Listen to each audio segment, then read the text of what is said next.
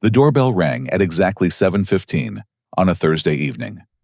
I expected my grocery delivery, maybe the Thai food I had ordered earlier. Instead, I opened my penthouse apartment door to find my parents standing there with suitcases, confident smirks plastered across their faces, and my freeloading brother Danny lurking behind them like a shadow. My mother pushed past me without invitation, declaring they were moving in temporarily, while Danny got back on his feet. My father surveyed my luxury apartment with greedy eyes, already calculating dollar signs. My hands trembled as 5 years of abandonment and crushing pain collided with this moment of their audacious return. The realization hitting me like a freight train that they had absolutely no idea what they were walking into. 5 years ago, I was 26 years old, fresh out of engineering school, with my diploma still warm from the printing press. I remember that spring afternoon when I burst through the front door of our cramped house in Millerville, Ohio, practically vibrating with excitement about my job offer from a construction firm in Seattle. The salary was more money than our family had ever seen, and I thought my parents would be proud of their son, who had fought his way through college on scholarships and student loans. Instead, my mother Sarah looked up from her soap opera with cold eyes and said, "So, you think you are better than us now?" Her voice carried that familiar edge of resentment that had colored most of my childhood conversations. My father, Robert, didn't even glance up from his newspaper, just grunted something about ungrateful kids who abandon their families. My brother Danny, lounging on the couch in his stained sweatshirt, laughed and said I would come crawling back within 6 months, when the big city chewed me up and spit me out. I tried explaining the opportunities, how this job could help me build something meaningful, maybe even help our family financially down the road. My mother cut me off with a sharp wave of her hand. "Don't come crawling back when you fail," she said, turning back to her television. "We don't have time to deal with your disappointment when reality hits." My father finally spoke up, not to offer congratulations or advice, but to remind me that I owed them for raising me, and that running off to Seattle was selfish. He refused to say goodbye when I loaded my beat-up Honda Civic 3 weeks later. Danny made jokes about how I would be washing dishes in some dive restaurant within a month, calling me college boy with mockery dripping from every syllable. Those first months in Seattle were the loneliest of my life. I lived in a studio apartment that was smaller than our bathroom back home, with neighbors who played music too loud and a radiator that clanged all night. But I was determined to prove them wrong. So I sent photos of my new city, called every Sunday evening, and shared stories about learning the construction business from the ground up. The calls went unreturned. My messages sat unread for days, then weeks. I sent a birthday card to my mother in July and never heard a word of acknowledgement.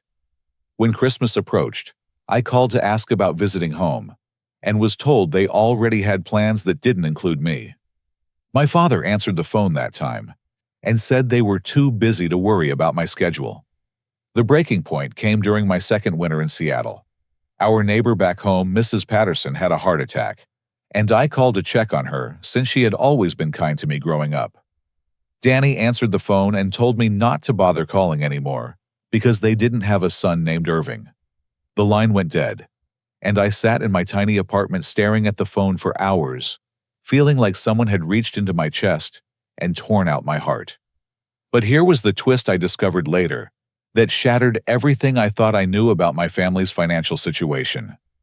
Through a credit report check months after moving to Seattle, I learned that my parents had co-signed my student loans, which I already knew.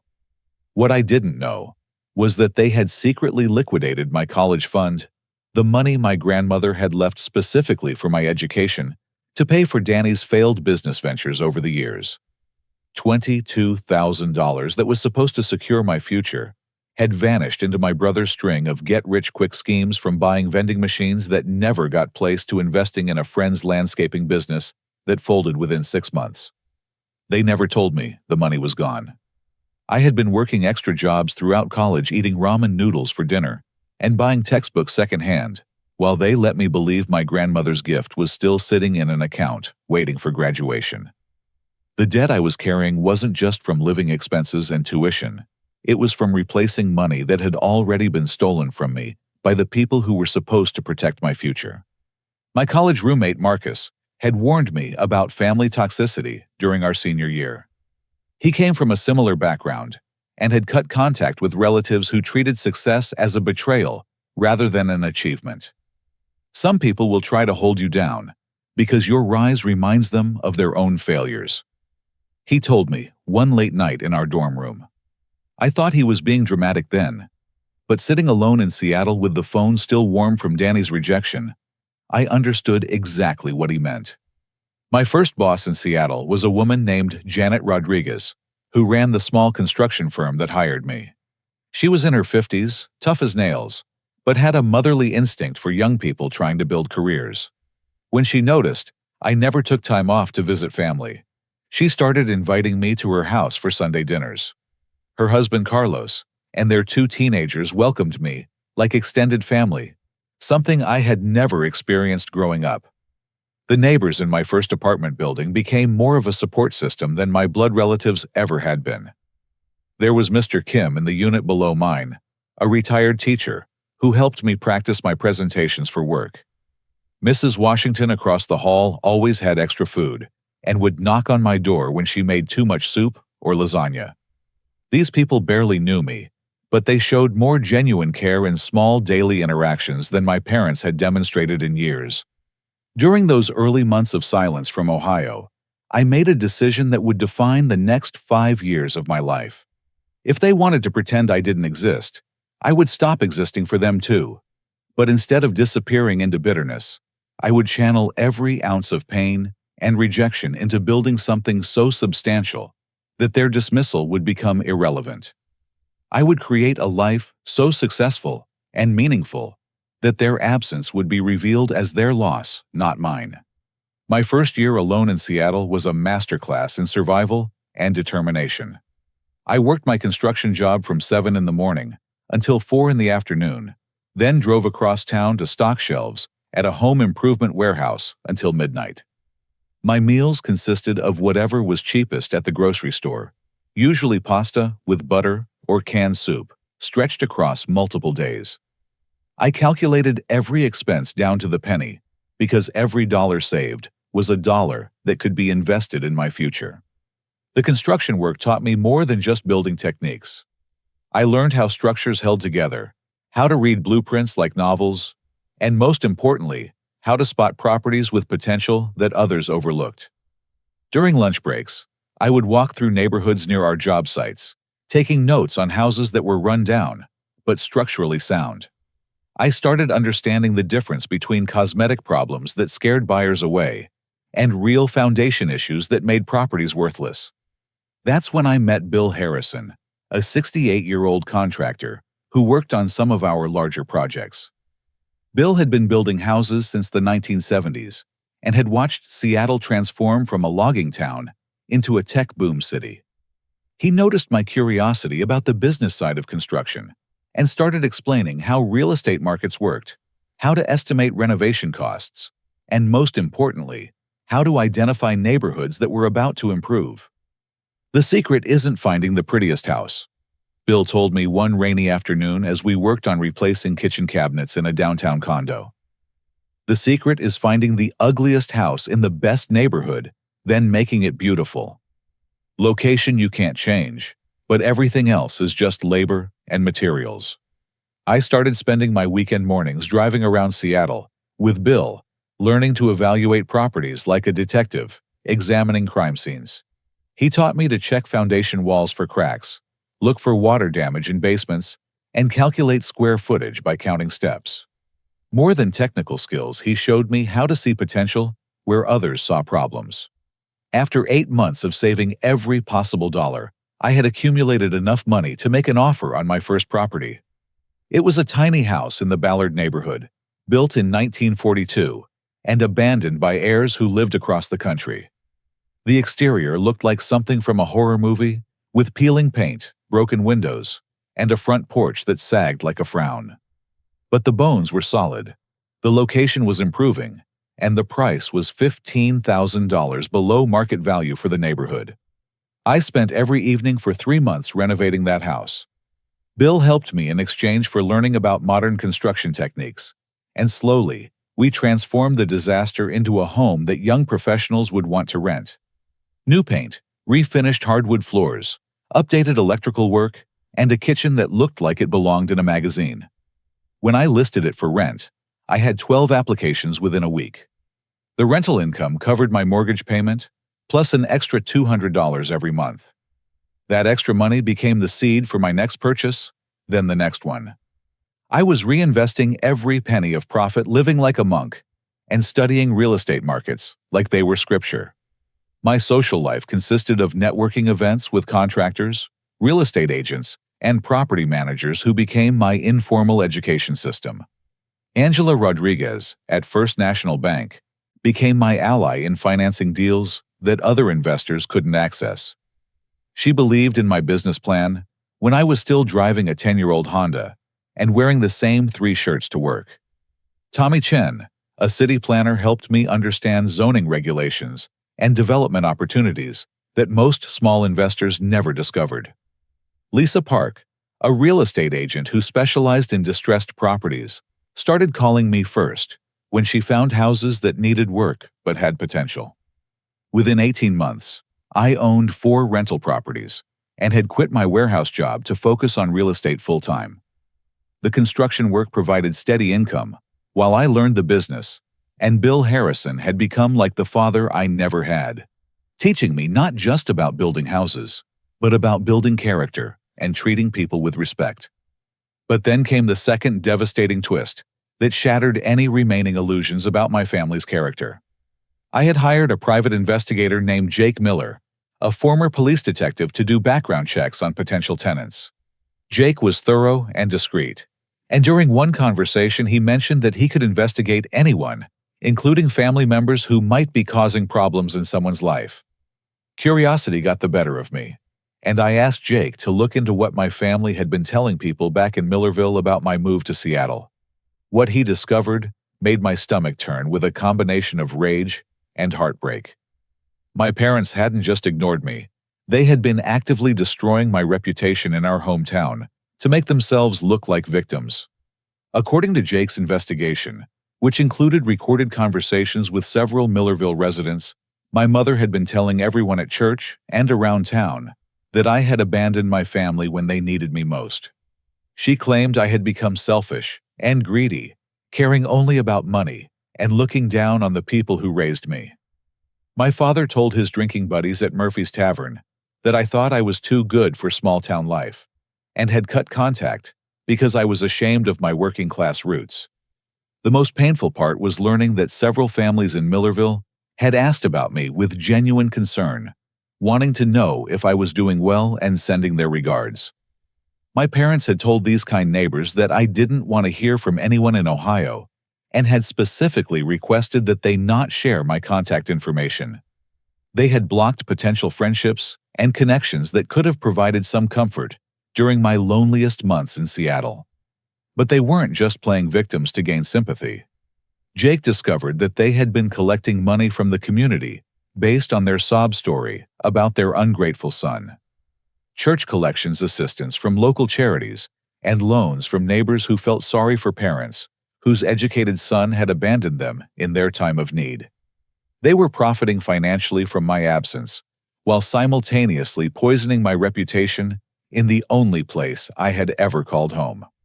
The investigation revealed something else that hit even deeper than the financial manipulation. Several families in Millerville had specifically asked my parents to give me their contact information because they wanted to offer support or job opportunities to help me get established in my new city. People who had watched me grow up, teachers who remembered my academic achievements, neighbors who had genuine affection for me.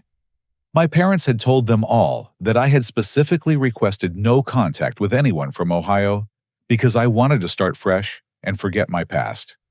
Learning about this systematic campaign of lies and manipulation was like being punched in the stomach by someone you thought you already knew was cruel. It wasn't enough for them to cut me out of their lives. They had to ensure that I couldn't find support or connection anywhere else either. They had isolated me as completely as possible, while profiting from the narrative of their own victimhood. Jake's report included names of people who had asked about me, families who wanted to help, and local business owners who had expressed interest in my success. Reading those names, recognizing people who had shown kindness during my childhood, made me realize that my family's rejection wasn't about anything I had done wrong. It was about their need to maintain control and avoid confronting their own failures by keeping me as small and isolated as possible. That night, I made another decision that would shape everything that followed. If my parents wanted to play games with lies and manipulation, I would play a longer game with truth and success. I would continue building my business and my life, but I would also start building relationships with the people they had tried to keep away from me. And someday, when they inevitably came looking for money, I would be ready with more power than they could imagine. 3 years into my Seattle journey, my company Harrison Properties, named after my mentor Bill, was managing 57 rental units across 4 neighborhoods. What started as one desperate purchase in Ballard had grown into a portfolio worth over $2 million. But more importantly, I had discovered my true calling in creating housing that treated tenants like human beings rather than income sources. My breakthrough moment came when the city of Seattle announced a downtown development project that would demolish several blocks of aging buildings and replace them with mixed-use complexes. The bidding process was competitive, with established firms submitting proposals that prioritized profit margins over community impact. I spent 6 weeks developing a proposal that focused on affordable housing integrated with commercial spaces, creating opportunities for local businesses while preventing displacement of existing residents. When my bid was accepted, beating out 3 companies that had been operating in Seattle for decades, I knew I had crossed from small-time investor to legitimate real estate developer. The project would take 18 months to complete and would establish my reputation as someone who could handle complex urban development while maintaining ethical standards. My approach to property management was different from most landlords in the city. I hired maintenance crews who lived in the neighborhoods where they worked, creating jobs for people who understood the communities they served. When tenants faced temporary financial hardships, I worked out payment plans rather than rushing to evict families who had been good residents for years. My properties stayed occupied because people wanted to live in buildings where they were treated with dignity. I was also expanding into commercial real estate, purchasing office buildings and retail spaces that had been neglected by previous owners. My strategy remained the same: improve the properties, find good tenants, and build long-term relationships based on mutual respect.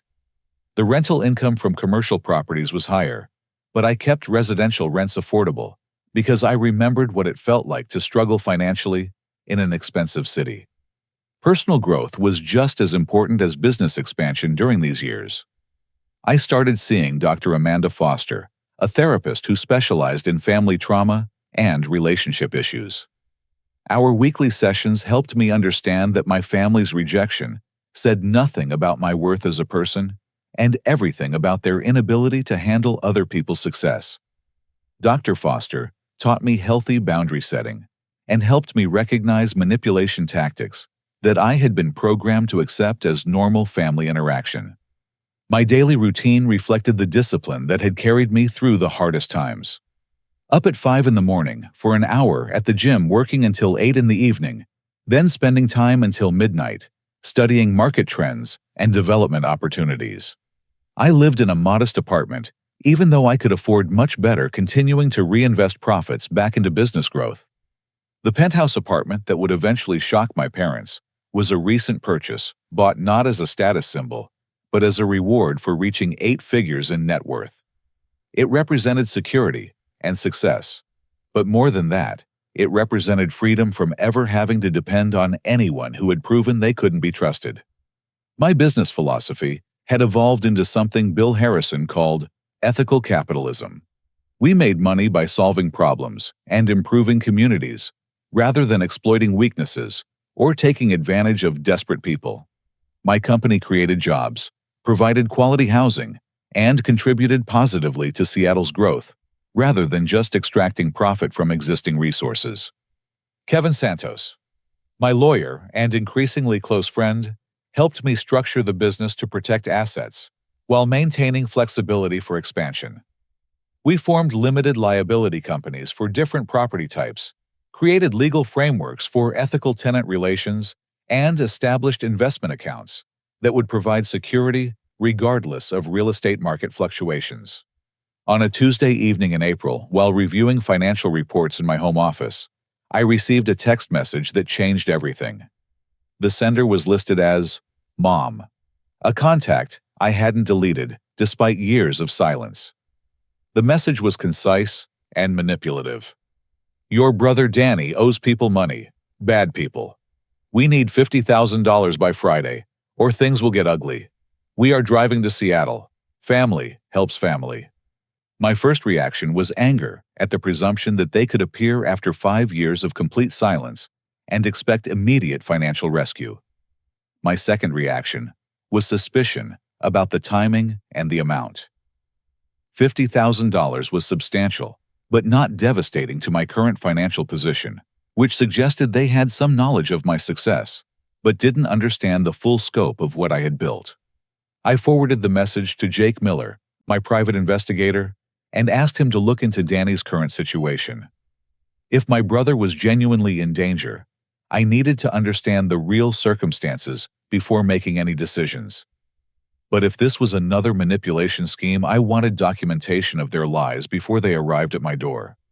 Jake's investigation, completed within 24 hours, revealed the third major twist in my family's pattern of deception. Danny wasn't in trouble with dangerous criminals, as they claimed.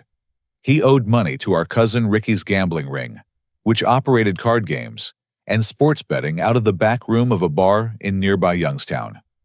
The bad people were Ricky and his friends, small-time operators who threatened kneecaps, but had never actually hurt anyone. The real story was much more pathetic than dangerous. Danny had been gambling consistently for 2 years, losing money he didn't have on football games and poker hands. Our parents had been enabling his addiction by covering his debts, borrowing against their house, and maxing out credit cards to keep him afloat. They were now facing foreclosure on the family home and had exhausted every local source of money. But the most revealing part of Jake's investigation was the discovery that my parents had already been asking around Millerville about my current situation. They had contacted my old high school guidance counselor, my former boss at the grocery store where I worked summers, and even reached out to Marcus, my college roommate, trying to find information about how much money I might have access to. Their text message wasn't a desperate plea for emergency help. It was the culmination of months of research and planning designed to present their request in the most emotionally manipulative way possible. They had crafted a scenario with artificial urgency and manufactured danger to maximize their chances of extracting money before I had time to investigate or ask questions. Jake also discovered that they had already made travel arrangements before sending the text booking a hotel room in Seattle for an indefinite stay. This wasn't a quick trip to ask for help. It was a planned invasion designed to establish themselves in my life and my city for as long as necessary to achieve their financial goals. That evening, I sat in my penthouse apartment looking out at the Seattle skyline and realized that everything I had built, every lesson I had learned, and every relationship I had formed had prepared me for this exact moment. They were coming to me because they had exhausted every other option, and they thought they could manipulate me the same way they had been manipulating the people of Millerville for 5 years. But they had no idea that the frightened, lonely young man who left Ohio no longer existed. In his place was someone with resources, connections, and most importantly, the emotional intelligence to see through their schemes. They were walking into a confrontation with someone who had spent 5 years learning how to identify manipulation, document deception, and maintain control of difficult situations. I spent the night planning not just my response to their immediate request, but my strategy for the larger game they had been playing since the day I left home. If they wanted to treat our relationship as a transaction based on money and power, I would show them what those concepts really meant when applied by someone who had actually earned both. My parents arrived at my building on Thursday evening, expecting to find struggling Irving in some modest Seattle apartment, where they could play the role of caring family, come to offer guidance along with their request for money. Instead, they found themselves standing in the marble lobby of one of downtown Seattle's most exclusive residential towers, staring up at a doorman named Carlos, who knew me well enough to greet them by name when they mentioned they were Irving Harrison's family. Carlos had worked at the building for 12 years and treated every resident with professional courtesy, but he had developed genuine affection for me because I always remembered his birthday, asked about his grandchildren, and tipped generously during holidays. When my parents approached his desk with their suitcases and entitled expressions, he called upstairs to announce their arrival with the same respect he showed to any visitor, but I caught the slight concern in his voice. The elevator ride to the 22nd floor gave them their first taste of what they were walking into. Floor-to-ceiling windows offered views of Elliott Bay and the Olympic Mountains, and the hallway leading to my apartment was decorated with original artwork and maintained like a high-end hotel. By the time they reached my door, their confident smirks had been replaced by expressions of confusion and recalculation. Opening the door to find them standing there, suitcases in hand like they were arriving for a planned vacation, felt like watching actors walk onto the wrong stage. My mother Sarah pushed past me without invitation, declaring that they were staying for a few days while we sorted out Danny's situation. She surveyed my living room with its leather furniture, gas fireplace, and floor-to-ceiling windows, with the calculating expression of someone suddenly realizing they had underestimated the prize they were pursuing. My father Robert moved more slowly, his eyes taking inventory of everything visible from the entryway. The dining room table that could seat 8 people, the kitchen with granite countertops and professional appliances, the hallway, leading to what were obviously multiple bedrooms. He was mentally calculating square footage and rental costs, trying to determine how much money I must be making to afford this level of luxury. Danny slouched behind them, his resentment mixed with awe, as he took in the reality of my success. He was 31 years old, but carried himself like someone much younger, dressed in wrinkled clothes, and projecting the air of someone who expected the world to solve his problems. His eyes lingered on my entertainment center, my computer setup, and the view outside my windows, with an expression that mixed jealousy with entitlement. I offered them the guest rooms with cold politeness, while internally preparing for the performance I knew was coming. They accepted my hospitality, as if it were owed to them, commenting on the apartment like tourists who had stumbled into a museum. My mother immediately began rearranging her story, switching from disappointed parent to proud supporter who always knew I would succeed. "We always knew you had it in you," she said, settling into my couch like she belonged there. "Your father and I were just waiting for the right time to visit and see how well you were doing." The revisionist history began immediately, as if 5 years of silence and rejection had never happened. Their demands escalated throughout the evening as they realized the scope of my resources. What started as a request for $50,000 became suggestions that I could easily cover Danny's total debts, help them save their house, and provide ongoing financial support for the family. They spoke as if my success were a family asset that they had some natural claim to, rather than something I had built entirely without their help or encouragement. I listened silently as they revealed the true extent of their financial disaster. The house in Millerville, which had been in our family for 30 years, was 3 months behind on mortgage payments. They had refinanced twice to cover Danny's previous gambling debts, and were now facing foreclosure within 60 days.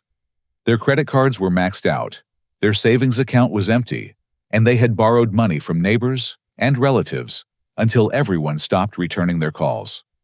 During dinner, which I ordered from an upscale restaurant that delivered to my building, they painted themselves as victims of circumstances beyond their control. Danny's gambling problem was described as an illness rather than a choice. The financial crisis was presented as an unfortunate series of events, rather than the predictable consequence of enabling destructive behavior. They spoke as if bad luck and unfair treatment had created their situation, never acknowledging the role their own decisions had played in destroying their stability. My careful questions revealed the ongoing web of lies they had been telling in Millerville. They admitted to borrowing money from church members by claiming I had abandoned them in their time of need. They had received assistance from local charities by presenting themselves as a family, struggling with medical bills and unemployment. The entire community had been manipulated into providing financial support based on fabricated hardships and my alleged selfishness. But the fourth twist emerged when I asked specific questions about their recent contact with people who knew me from high school and college. My mother became defensive, claiming they had only been trying to reconnect with old friends who asked about me. My father changed the subject when I mentioned Marcus, my college roommate who had apparently been contacted by them several months earlier. "We just wanted to know if you were doing okay," my mother said with false sincerity. "We may have had our differences, but you are still our son." The manipulation was so smooth and practiced that I almost admired the skill involved, even as it disgusted me completely. Danny remained mostly silent during dinner, but his entitlement showed in small ways. He assumed my refrigerator was available for his use, helped himself to expensive wine without asking, and made comments about how he could get used to living in a place like this. He treated my success as if it were a family lottery ticket that everyone deserved a share, regardless of their contribution to achieving it. That evening, I revealed that I already knew about Danny's gambling problem, their lies to the community, and their financial irresponsibility. I told them I had been quietly helping other families in Millerville who were struggling families they had told me had turned against them. The shocked expressions on their faces when they realized their deceptions had been exposed was worth every dollar I had spent on Jake Miller's investigation. "You've been spying on us," my mother asked with indignation, as if discovering their lies was a greater betrayal than creating them in the first place. "I've been protecting myself," I replied calmly. Something I learned to do when my family decided to cut contact and spread lies about me for 5 years. The evening ended with them in my guest rooms, probably plotting their next approach, while I sat in my home office, planning my response to their inevitable escalation. They had walked into my world expecting to find someone they could manipulate and control. Instead, they had discovered that their abandoned son had grown into someone with resources, intelligence, and most importantly, the emotional strength to see through their games. But they still had no idea what was coming next. The morning after their arrival, I decided to give my parents the full tour of what their abandoned son had built in Seattle. They woke up expecting a quiet conversation about family reconciliation and financial assistance, but I had planned something much more educational for their visit. Our first stop was the Harrison Properties office building in the Pioneer Square district, a restored brick structure from the 1920s that housed my company's headquarters. As we walked through the lobby, my assistant Jennifer greeted me warmly and handed me the morning's reports. My parents watched in stunned silence as employees acknowledged me with genuine respect and affection, clearly recognizing me as someone who treated them well and earned their loyalty. "Irving is the CEO of all this?" my mother asked Jennifer, as if she needed confirmation that her son wasn't just pretending to be successful. "He built this company from nothing," Jennifer replied proudly. "We've grown from 3 properties to over 100 in 5 years, and Mr. Harrison treats every employee like family." She gestured toward the break room, where several team members were gathered around a birthday cake for one of our maintenance supervisors, a monthly tradition I had started to build genuine community within the company. The elevator ride to my office on the 4th floor gave them time to absorb what they were seeing. The Harrison Properties logo was displayed prominently throughout the building, and framed newspaper articles on the walls documented our company's growth and community involvement. My office overlooked Elliott Bay and was decorated with photos from construction sites, tenant appreciation events, and community partnerships. From my office windows, I pointed out several buildings in the distance that Harrison Properties owned and managed. The apartment complex near Pike Place Market that housed young professionals and artists. The mixed-use development in Capitol Hill that combined affordable housing with local retail spaces. The office building in Belltown, where 3 nonprofit organizations rented space at below-market rates because their work benefited the community. You own all those buildings. My father asked, his voice mixing disbelief with the kind of greed I remembered from childhood whenever money was discussed. I own or have controlling interest in them, I replied matter-of-factly. The company manages properties worth about $40 million, and my personal net worth is a bit over $12 million. I delivered these numbers casually, watching their faces as they realized that $50,000 was pocket change relative to my actual resources. Our next stop was one of my affordable housing projects in the Rainier Valley, where I introduced them to several tenants who had lived in the building for years. Maria Santos, a single mother of 2, who worked as a nurse at Seattle Children's Hospital, told my parents how I had worked with her during a difficult financial period, rather than evicting her family. James Wright, a veteran who struggled with employment issues, explained how our on-site job training program had helped him develop maintenance skills that led to stable employment. Your son is different from other landlords, Maria told my parents. He treats us like people, not just sources of rent money. When my daughter needed surgery last year, Mr. Harrison arranged a payment plan so we didn't have to move out of our home.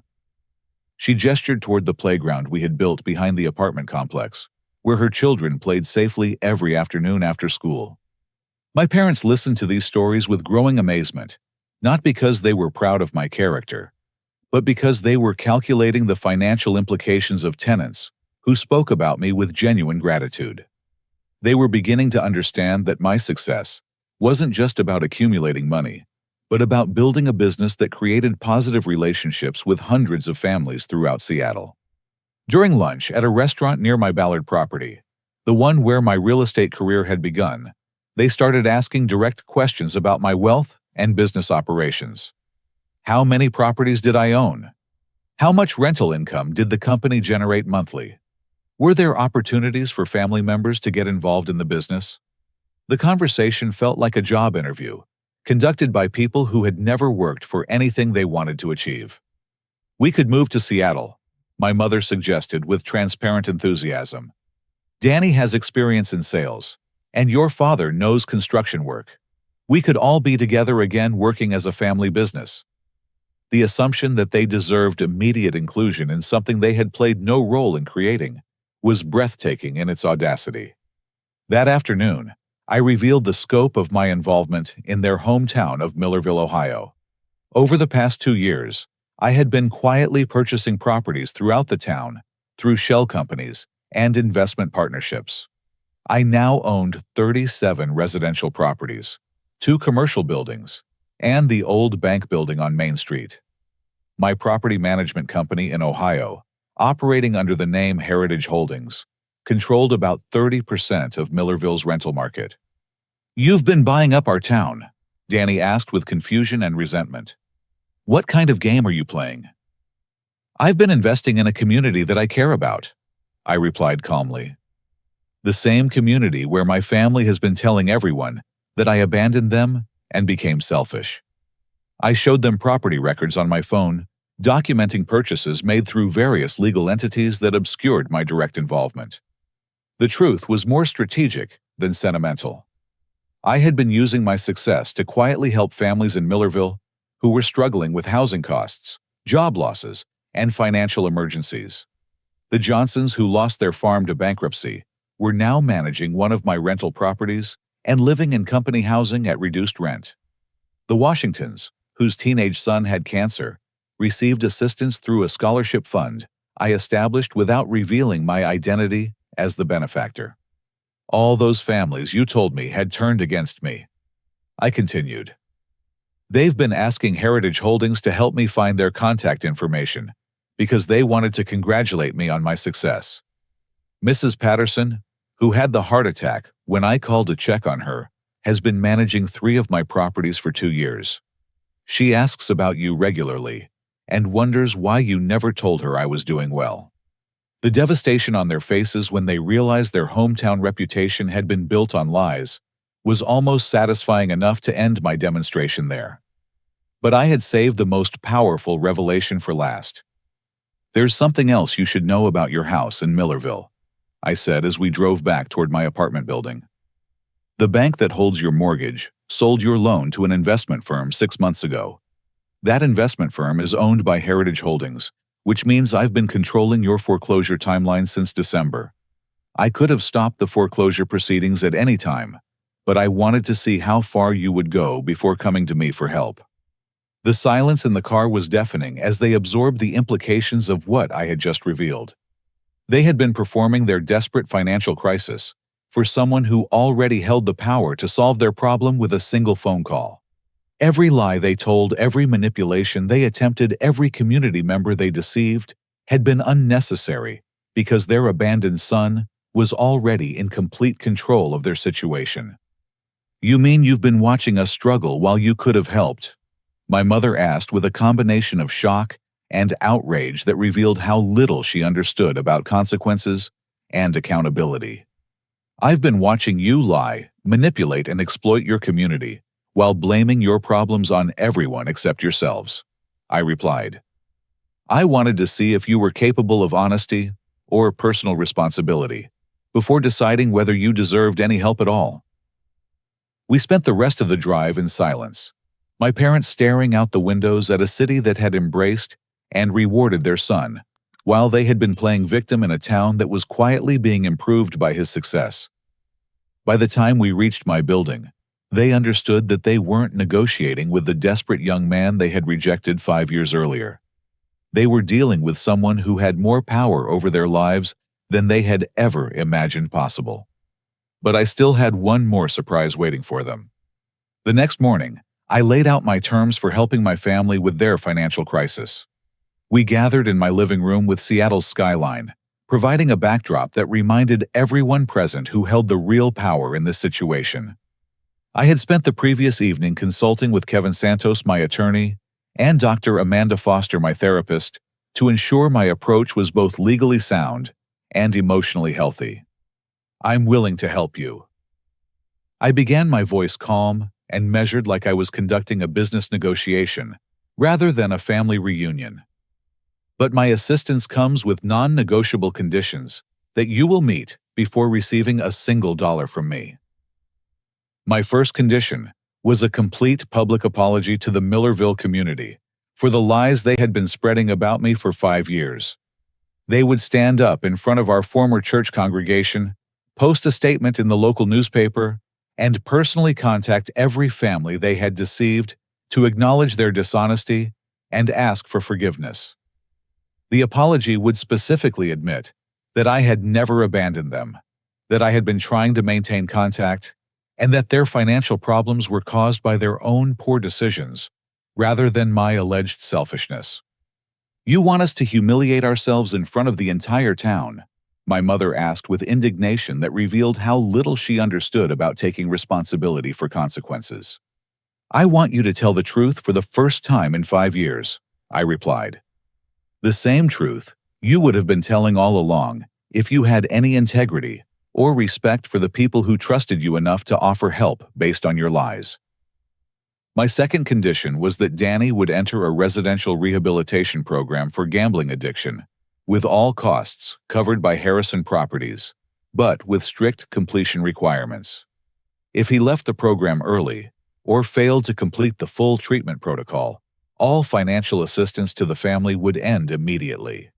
Additionally, he would be banned from every casino, racetrack, and gambling establishment within 200 miles of Millerville through legal agreements that I would enforce with private security. "That's ridiculous," Danny protested. "I don't have a gambling problem, I just had some bad luck with a few bets. I can stop anytime I want." His denial was so complete and rehearsed that I wondered how many times he had delivered the same speech to our parents while asking them to cover his debts. "Your gambling has destroyed your family's financial stability and brought them to the point of homelessness," I replied. "Either you get professional help for your addiction, or you can figure out how to solve this problem without my money." My third condition was that both parents would attend weekly family therapy sessions and financial counseling for at least 1 year. They would work with professionals to understand how their enabling behavior had contributed to Danny's problems, and learn healthy communication patterns that didn't involve manipulation, guilt trips, or emotional blackmail. They would also develop basic financial literacy skills and create realistic budgets that they could maintain without relying on outside assistance. My fourth condition was the most challenging for their egos. Both parents would work for Harrison Properties in entry-level positions starting immediately and continuing for at least 2 years. My mother would work in our tenant relations office learning how to treat people with respect and solve problems without creating drama. My father would join our maintenance crew, where he could use his construction skills while learning professional work habits and accountability standards. "You want us to work for you like employees?" my father asked, with the kind of resentment that had characterized most of our interactions throughout my childhood. "I want you to learn what it means to earn money through honest work and reliable performance," I said. "You've spent the last 5 years manipulating people for financial assistance. Now you can experience what it feels like to provide value in exchange for compensation." Their outrage was immediate and dramatic. My mother accused me of being vindictive and cruel, trying to punish them for mistakes that were really just misunderstandings blown out of proportion. My father claimed I was being disrespectful to my elders and forgetting everything they had done for me during my childhood. Danny threatened to leave Seattle and handle his problems on his own, as if he had any other realistic options remaining. "After everything we did for you," my mother shouted, with the kind of theatrical emotion that had defined family arguments throughout my youth. "We raised you. We sacrificed for your education. We supported your dreams, even when they took you far away from home." This was the moment I had been preparing for throughout 5 years of building my independence and emotional strength. I calmly pulled out my phone and activated a recording app that had been documenting our conversations since their arrival. Every manipulation attempt, every lie, every moment of false emotion was captured as evidence of who they really were when they thought they could get away with continued deception. "Let me remind you of what you actually did," I said, playing back portions of their recorded conversations that revealed their true motivations and attitudes.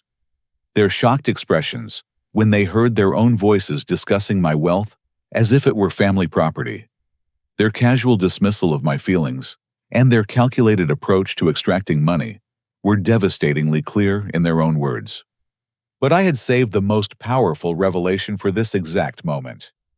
While they had been performing their victim narrative in Millerville, I had been conducting an investigation that uncovered the full scope of their financial fraud against their own community.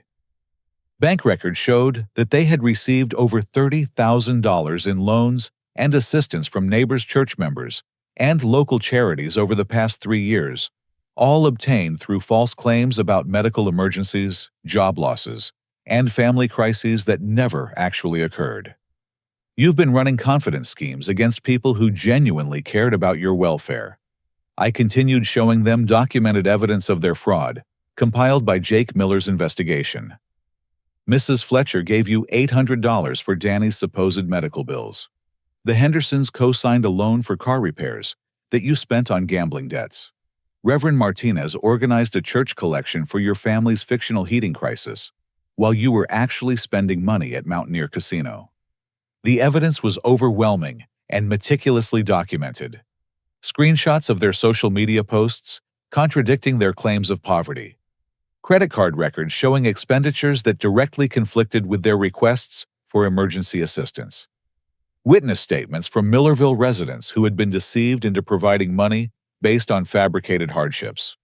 I presented my final ultimatum with the same calm professionalism I used for difficult business negotiations. They could accept my conditions and begin the process of rebuilding their lives through honest work and professional help, or they could leave my apartment immediately and face the consequences of their actions without my protection. If they chose the latter option, I would proceed with foreclosure on their house, and I would share the evidence of their community fraud with appropriate authorities and the people they had deceived. You're blackmailing your own family," my father said with a combination of shock and outrage that revealed his complete inability to recognize the irony in his accusation. "I'm offering you a choice between accountability and consequences," I replied. "The same choice every adult faces when their actions catch up with them. The difference is that most people don't have family members willing to provide a path toward redemption." My mother tried one final manipulation, appealing to childhood memories and family bonds, as if positive experiences from 20 years earlier could erase the pattern of betrayal and deception that had defined our relationship since my move to Seattle. She spoke about Christmas mornings, birthday celebrations, and family vacations with the kind of selective nostalgia that ignored all the emotional abuse, financial manipulation, and systematic attempts to undermine my confidence throughout my youth. "Those memories don't give you the right to exploit people who trusted you," I said firmly. "And they don't eliminate your responsibility for the choices you've made since I left Ohio. If you want to rebuild our relationship, it starts with taking responsibility for your actions and proving that you're capable of change." Kevin Santos arrived that evening to witness their final decision and ensure that any agreements were properly documented. As my attorney and friend, he had helped me structure this confrontation to be both legally binding and psychologically healthy, protecting my interests while offering genuine opportunities for my family to rebuild their lives on sustainable foundations. The choice was theirs, but they had no leverage remaining and no alternatives that wouldn't result in complete financial and social disaster. They could accept help with conditions, or they could face the consequences of their actions without assistance from the son they had abandoned when he needed their support most. For the first time in my adult life, I held all the power in my family relationships, and I intended to use it wisely. 3 days of tense deliberation followed my ultimatum, during which my parents experienced the uncomfortable reality of having no control over their circumstances. They made phone calls to relatives who had already been tapped for money, contacted friends who had grown tired of their constant financial emergencies, and even considered selling their few remaining possessions to buy time. Every avenue they explored led back to the same conclusion: I was their only realistic option for avoiding complete disaster. On Sunday morning, they came to me with grudging acceptance of my terms. The defeat in their voices was mixed with resentment, but underneath both emotions, I detected something I had never heard from them before: genuine recognition that their actions had consequences they could not manipulate away. It was the first honest conversation we had shared in my entire adult life. Danny entered the rehabilitation program the following Tuesday, and for the first time in years, he acknowledged that his gambling was an addiction rather than a series of unfortunate betting decisions. The residential facility in Spokane specialized in behavioral addictions and had a success rate that gave me hope for his recovery, though I maintained realistic expectations based on the severity of his problem and the length of time he had been enabled by our parents. My parents began their employment with Harrison Properties, with the sullen compliance of people who had no other choice, but their attitudes gradually shifted as they discovered the satisfaction of earning money through honest work and reliable performance. My mother found unexpected fulfillment in helping tenants resolve housing issues and coordinating community events that brought residents together. My father's construction skills were valuable to our maintenance team, and he slowly developed pride in contributing to projects that improved people's living conditions. The public apology in Millerville was painful for them, but therapeutic for the community members who had been deceived. Standing in front of our former church congregation, they admitted their lies about my character and acknowledged that their financial problems had been caused by poor decisions rather than circumstances beyond their control. The shame they experienced was necessary for genuine change, and several community members approached them afterward to express appreciation for their honesty and willingness to make amends. More importantly, the apology opened channels of communication that allowed me to reconnect with people from my hometown who had wondered about my welfare for years.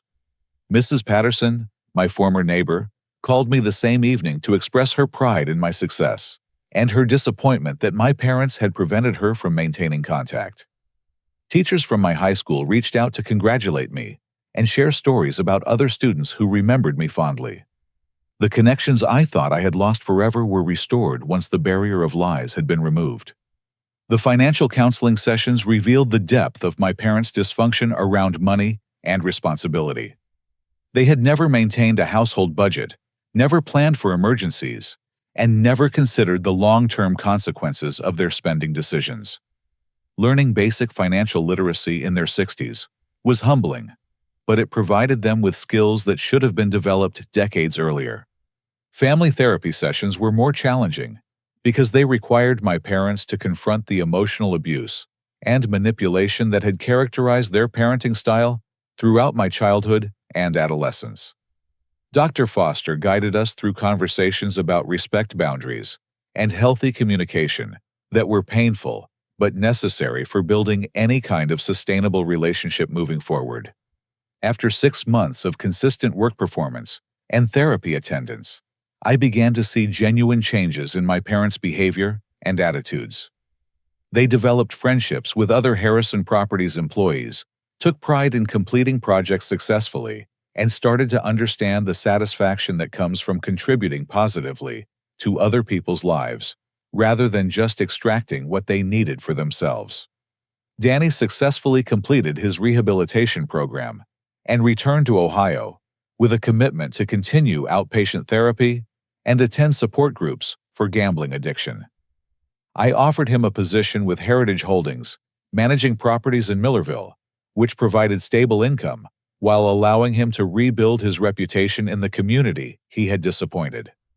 His recovery remained fragile, but he was making genuine progress toward taking responsibility for his choices. 1 year after their arrival in Seattle, my parents offered me their first unprompted apology for the pain they had caused throughout my life. It wasn't the dramatic, emotionally manipulative performance I had become accustomed to, but a quiet acknowledgement of specific actions and their impact on my development and well-being.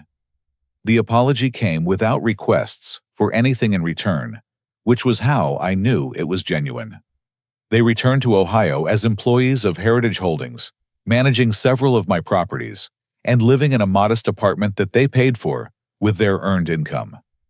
For the first time in their adult lives, they were financially stable without depending on loans assistance or manipulation of other people. The pride they took in their work and the respect they earned from tenants and community members was something they had never experienced before. Our relationship evolved into something I could never have imagined during my childhood: mutual respect between adults who had learned to value each other's contributions and boundaries. I was not the frightened, needy child seeking approval from parents who were incapable of providing emotional support. They were not the dominant figures who could control my self-worth through criticism and manipulation.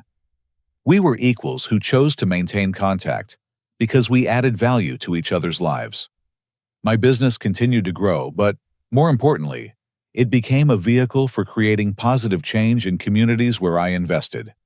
Harrison Properties established scholarship programs for first-generation college students, funded job training programs for people transitioning out of difficult circumstances, and supported local businesses that contributed to neighborhood stability and growth. The relationship with Dr. Amanda Foster developed into something deeper than professional therapy. Her understanding of family trauma, combined with her appreciation for the work I was doing to break cycles of dysfunction, created a connection that felt both intellectually and emotionally satisfying.